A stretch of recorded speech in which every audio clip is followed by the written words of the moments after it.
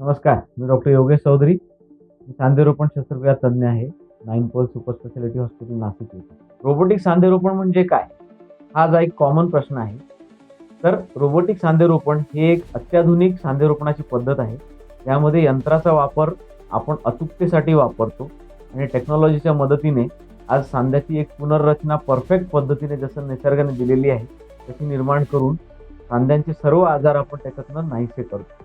Especially गुडघ्याचे आणि त्याच्यासोबत आता खुब्यामध्ये आणि अजून शोल्डर जे आपण खांद्याचा सांधा म्हणतो, याच्यामध्ये देखील त्याचा आपण समावेश करू शकतो. तंत्रज्ञानाची मदतीमध्ये असं होतं, की हाड कापण्याची जी काही प्रक्रिया असते, आतमध्ये सांधा अचूक पद्धतीने बसवणे, हा जो प्रकार त्याच्यामध्ये अलाइनमेंट म्हणतो आपण आणि मासाला इजा न होता म्हणजे त्याच्या कुठल्याही पद्धतीने स्नायूंना इजा न होता किंवा कमीत कमी इजा होता केली गेलेली शस्त्रक्रिया ही रोबोटिक सांधेरोपण शस्त्रक्रिया म्हटली जाते.